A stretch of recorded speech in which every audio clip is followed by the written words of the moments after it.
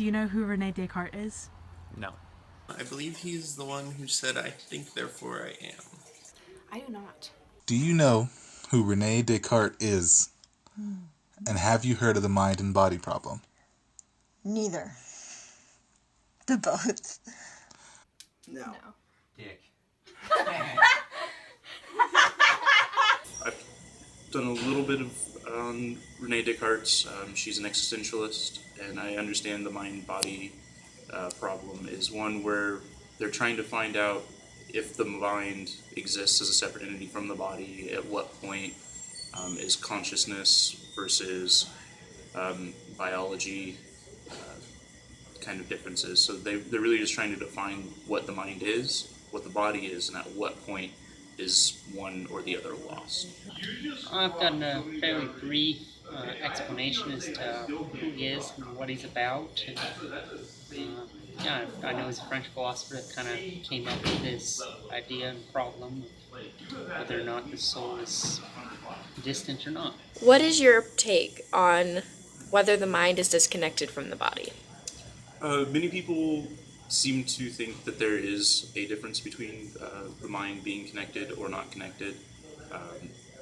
I can say on one hand, I do believe that there is a disconnect, that it does exist kind of outside of it. Whether or not I would say that it's physically disconnected, I would probably say it's still in the brain. I don't think consciousness is connected to anything physical, because the soul isn't connected to anything physical, in my personal opinion. So I don't think that it would make sense for consciousness to be connected to the brain as a physical thing. I don't think that's true. I think the mind is and the brain are part of the body. Some may say the mind is like the software that runs on the brain, but I think the two are almost too intertwined to actually... So you think there is no difference between the mind and the brain? I mean, I think there's some slight abstraction in the brain, but I don't think that overall it's all too different. They can't coexist without each other. The mind is separate, like I believe there's definitely a distinct separation between the two, but I don't think they can function without each other. Do you think there is a difference between the mind and the brain? Yes. Why? Like the brain is like what you process through your body, but the mind is your like, it's yourself. It's your personal, it's not just how you function.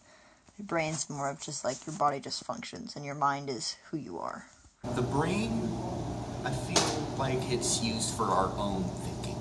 The mind thinks on its own, so we can think our own thoughts, but our mind is constantly thinking the thoughts that need to be thought. Not really, because, I think of consciousness and the brain as just one thing.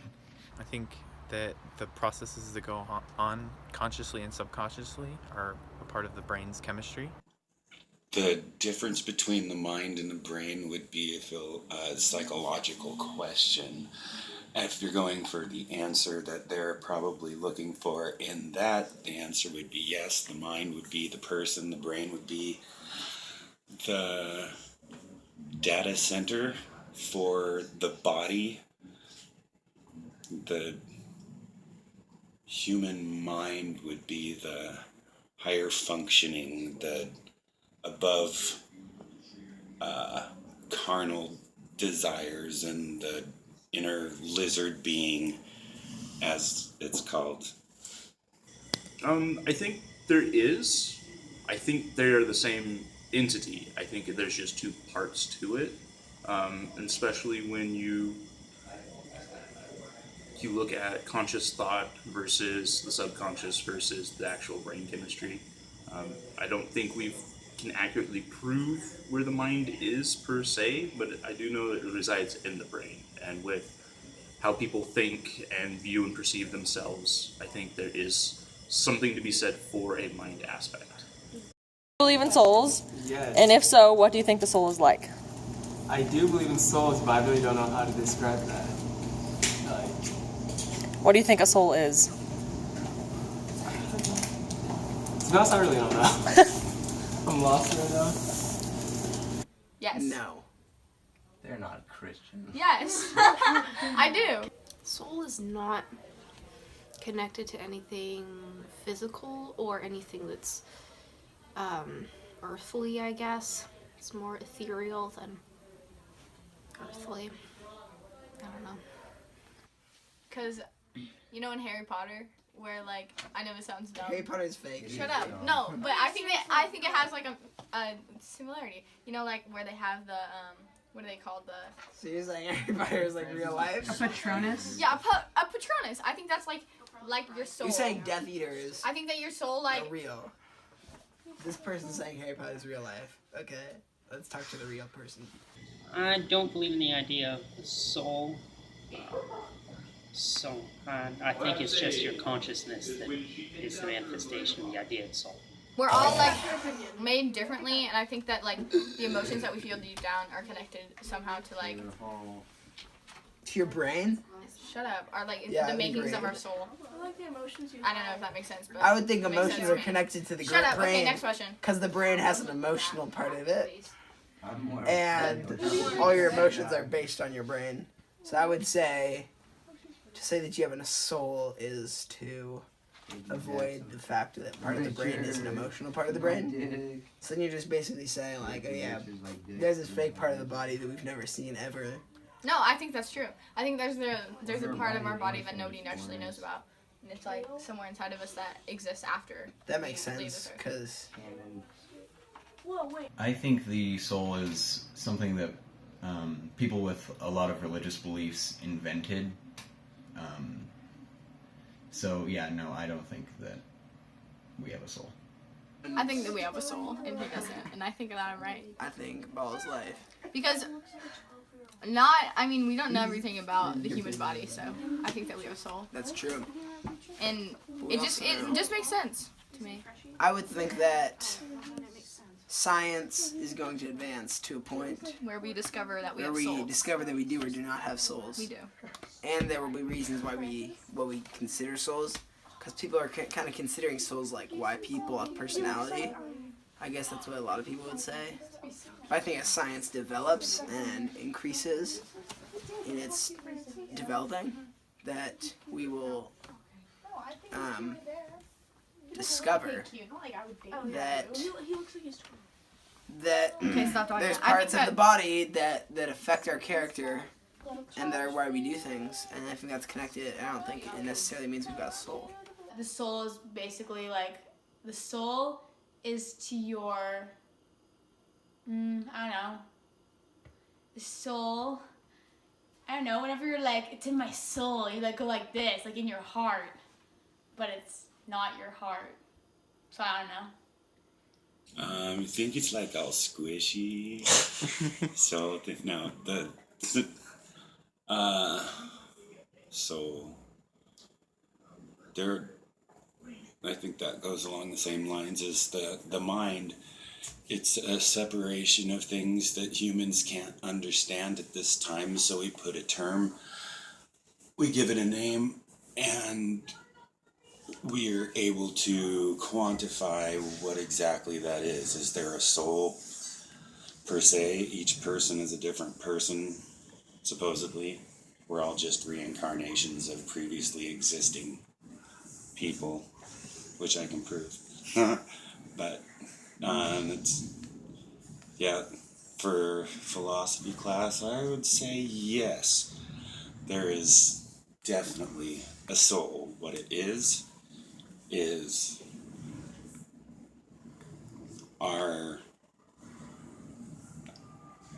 Plato would you could probably call it form, or you could go off of it's the spectral or spiritual connection that we have from our human bodies to something beyond our understanding. The soul is also, in a sense, who you are, being part of the mind and all. The soul basically is what makes you, you. Do you think that the mind is independent from the body, and if so, then how are they connected? Yes, they're independent. The mind is more of a mind thing. It's more of like a psychological thing, and then the body can do basically anything, but you have to put your mind to it. Yeah.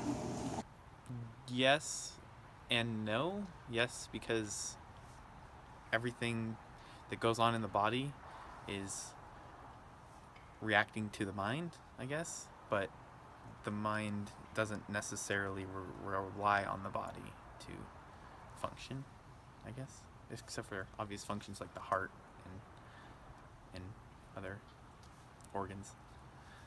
I don't think it can be separated. I think it's a symbiotic relationship. When the body dies, the mind does as well. Yeah.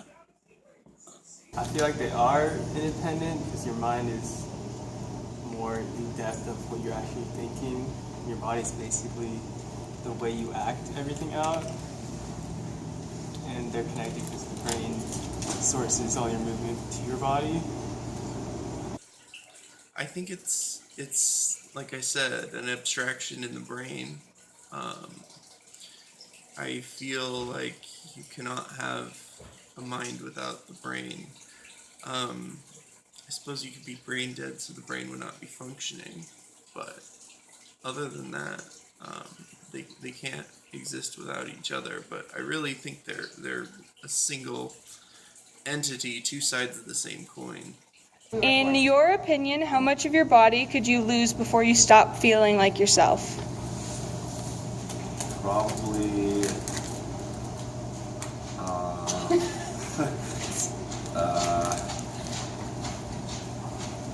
anything. I could lose my stomach and my legs, and basically I just need my heart and my brain. I feel like right here and here I could still function.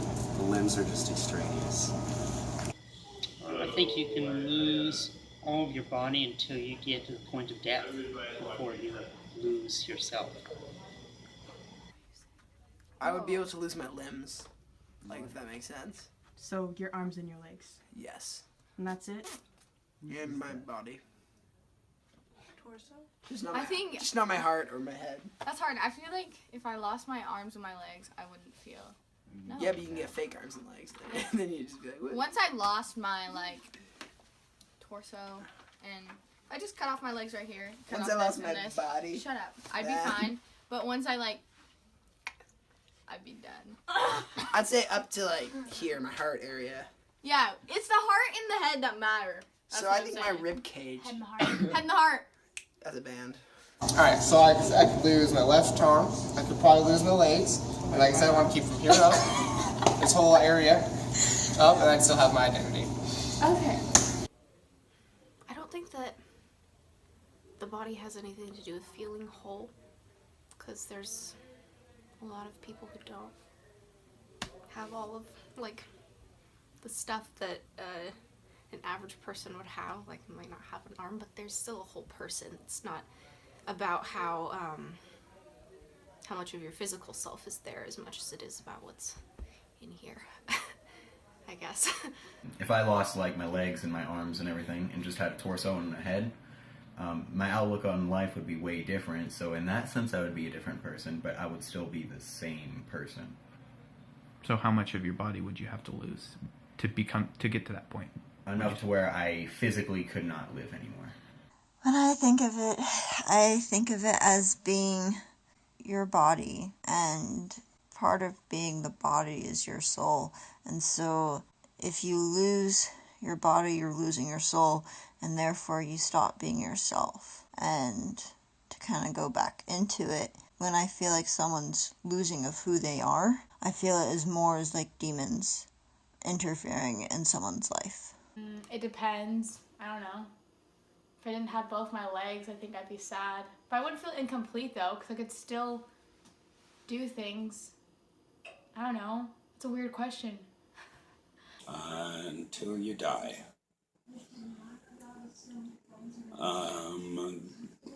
That's is there a God question? Because people that in comas supposedly have functioning brain waves, which would insinuate that they're still there. So I'd say you would, and even in that, don't know what happens after you cease to exist. Do you cease to exist, or do you exist in a different existence?